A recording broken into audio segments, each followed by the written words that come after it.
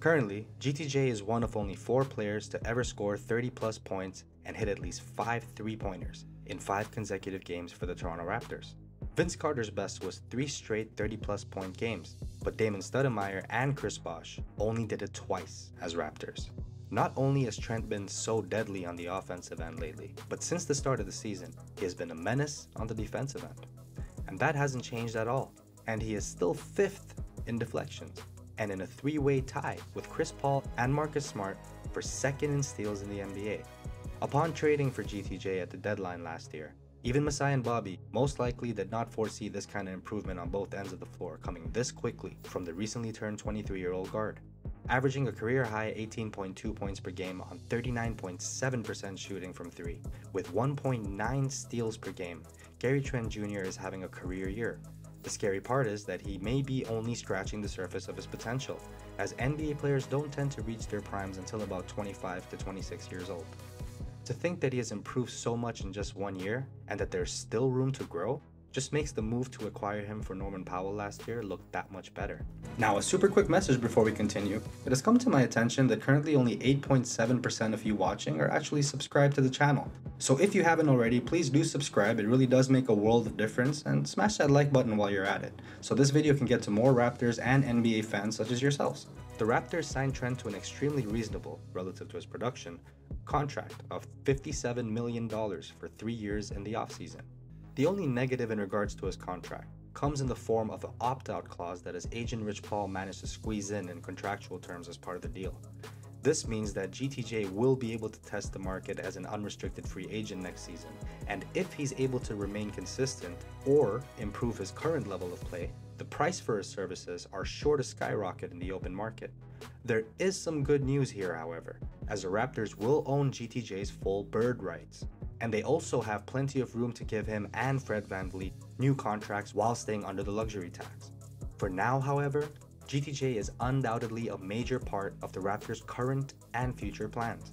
With the East wide open for the taking, and with help most likely on the way as the trade deadline approaches on February 10th, GTJ and the Raptors are looking to capitalize on the situation by making a playoff run. Raptors Nation, it looks like the Raptors have another All-Star to add to their mix of already budding All-Stars, and one former All-Star in Pascal Siakam, might I add. Here is how GTJ is becoming a star before our eyes. Nick Nurse was recently quoted saying about Trent that we didn't really know what to expect when he arrived here. We knew we had a guy that could come in and score. We got him the ball and ran a bunch of stuff for him late last season. He had a couple of big games, and he could score.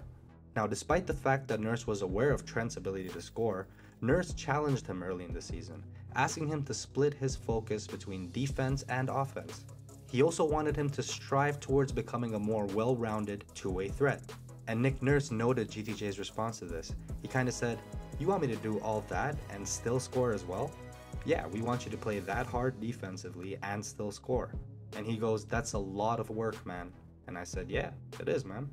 Although Nurse envisioned Trent being the version of himself that we've all recently seen, Nurse himself has been shocked at the dynamic young guard's play of late.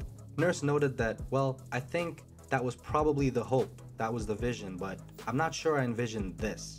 And this was right after Trent connected on 9 of 15 three-point attempts that he dropped when he dropped 31 points in Toronto's 106-100 road win over the Hawks on Monday.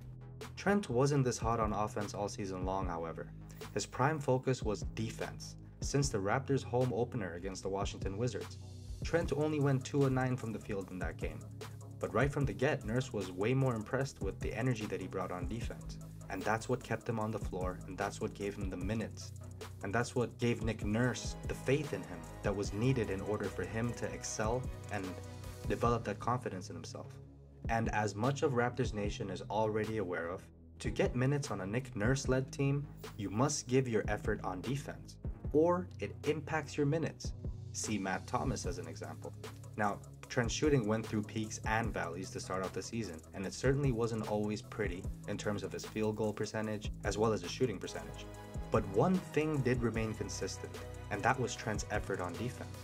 As mentioned earlier, Trent has been able to stay amongst the top 5 in both steals and deflections in the NBA, and after half an NBA season now, it has become clear that this leap to the category leader in these defensive stats were no fluke for him. Fred VanVleet recently noted, he started this whole year off with defense and now you're really seeing what he is, which is a gunner. And indeed that he is. GTJ has become elite at hitting tough off-balance jumpers. Many of them shot attempts that would most likely get a player benched just for trying them. And we're talking about an average player here, which is far from what GTJ has been displaying that he is. Because for Trent, these shots can be classified as good looks. As an ISO scorer, Nick Nurse has also had some very strong points about him recently. Every time he starts ISOing, you're expecting him to walk away with a bucket these days, no matter what he has to do. He's just full of confidence, and he's obviously really hard to guard right now. He's creating his own space and getting clearance to get those shots up, and he's feeling it.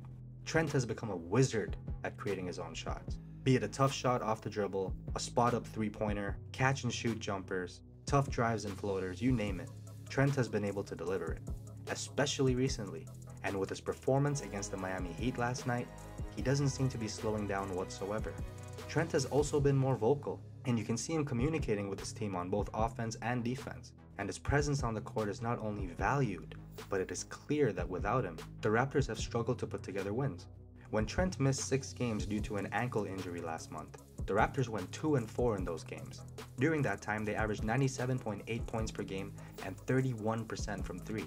And since his return, the Raptors have been 10-2, averaging 115.7 points per game and shooting 39% from deep as a team. The difference is earth and sky. It also helps when your head coach has faith in you. GTJ recently noted that it's just the opportunity to shoot and score and kinda let me go out there and play. I don't have to look over my shoulder anymore. And if I miss a shot or I kick it off my leg, you know, my coaching staff is believing in me. They're allowing me to play, allowing me to roll with the punches. Now, it would be an obvious understatement and reminder to all of us that confidence and a strong sense of security is key when trying to grow. And I want to say something from the heart here. I'd say that we can all learn something from GTJ's mentality right now. That believing in ourselves, working on our craft, and improving on our weaknesses, these things elevate us from within. And to top it off, the faith as well as the confidence in us that those around us will show when they see the blooming fruits of our labor.